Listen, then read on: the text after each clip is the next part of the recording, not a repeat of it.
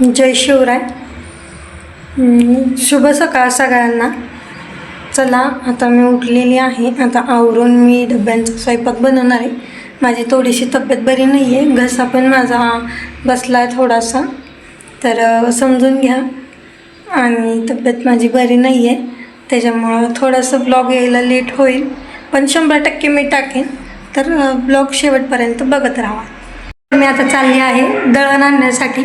मग अशी दळण मी दिलं होतं तेव्हा क्लिप काढायला जमली नाही मला, कारण माझ्या फोनला चार्जिंग नव्हते. तर आता चला आपण जाऊया दळण आणायला.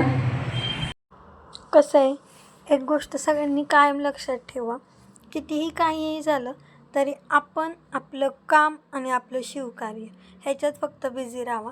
कारण की शेवट काही झालं तरी कुणीही कुणाचं नसतं. जे काय आहे ते आपल्यालाच करायचं असतं. त्याच्यामुळं स्वतः आपला खंबीर साथीदार व्हा. दुसरं कुणाची गरजसुद्धा आपल्याला पडली नाही पाहिजे असं तयार राहा.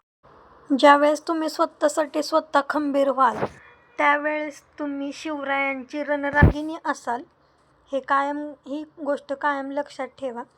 कारण की आपल्या महाराजांनी आपल्याला तेच तर शिकवलं आहे. आता गिरणीमध्ये तुम्ही बघू शकता, मागं गिरण चालू आहे. गिरणीत माझंच पीठ आहे. चला आता पीठ घेऊन जाऊया आपण आणि चपात्या करून जाऊया डब्बे द्यायला. मी चालले आता डब्बे द्यायला कुरकुमला. तर चला तिथे गेल्यावरती मी दाखवते तुम्हाला. चला.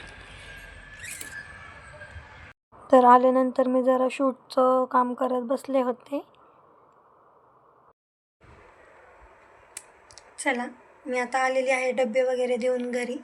दवाखान्यात पण जाऊन आले, थोडीशी तब्येत बरी नसल्यामुळे. तर आता निवांत झोपणार आहे.